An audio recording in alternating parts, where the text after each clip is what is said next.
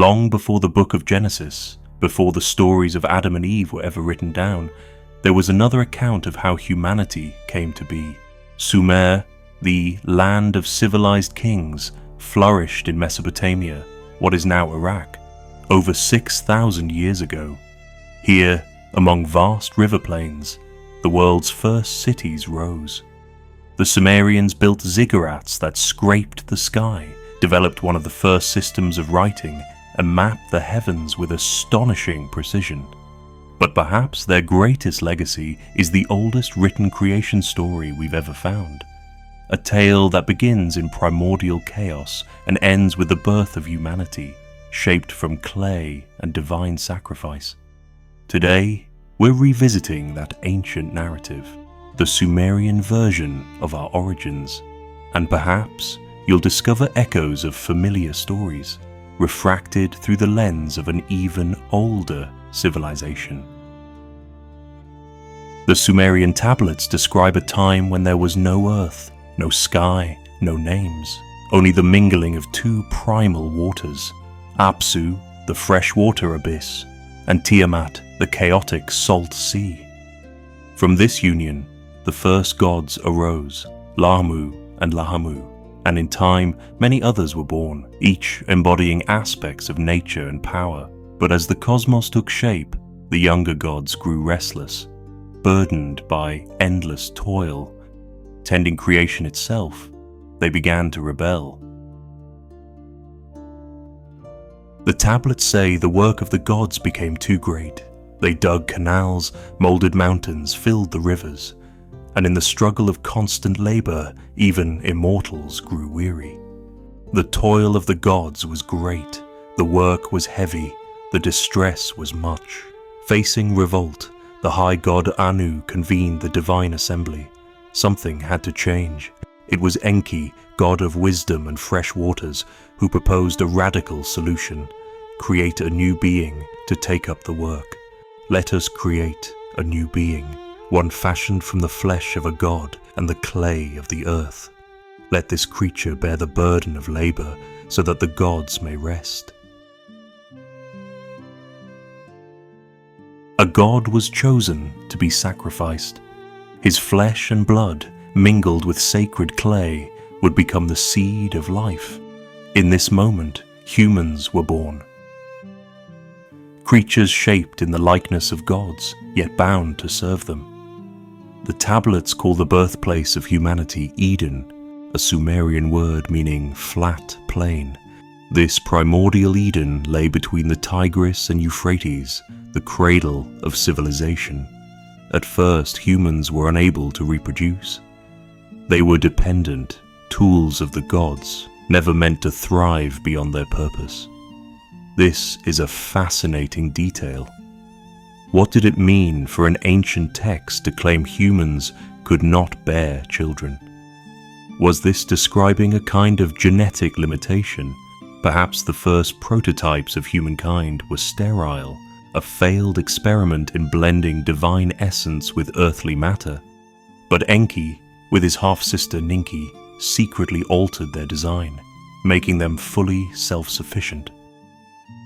Enki's defiance, secretly modifying humans to become self-sufficient, was a radical act.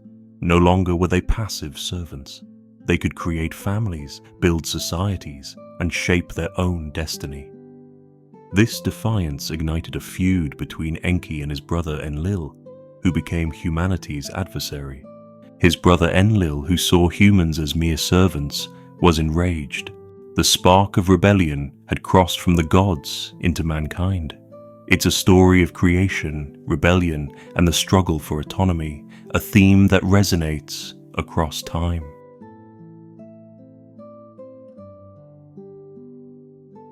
In the Epic of Gilgamesh, Eden is described as the garden of the gods, a paradise, lush and sacred, where divine beings once walked among mortals. It was a place of perfect abundance, rivers flowing with life, trees heavy with fruit, and a shimmering brilliance said to be unlike anything seen on earth. Later, the figure of Adapa, crafted by Enki, was granted immense knowledge and understanding of the ways of the gods. He was wise beyond any other man, able to read the hidden language of the heavens and command the forces of the natural world. But even this extraordinary creation was bound by limitations. When Adapa ascended to the court of the supreme god Anu, he was offered the bread and water of life. These were no ordinary gifts. They were the keys to immortality itself.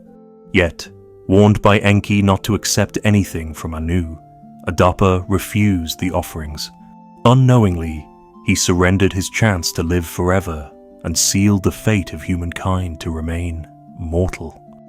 Here, scholars have long drawn comparisons to the biblical Adam, a man created in a divine image placed in a paradise between rivers, granted wisdom but denied eternal life through a test of obedience.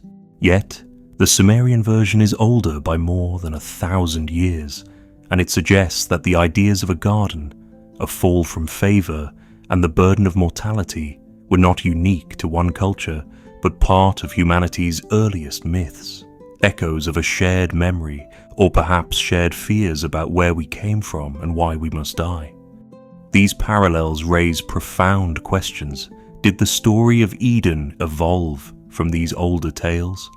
Were they carried along ancient trade routes, whispered in temple courtyards, and reimagined by scribes over centuries? Or did different civilizations simply arrive at similar truths about life, death, and the longing for immortality? The Sumerian creation story may be older than any scripture you've read, but it asks the same timeless questions.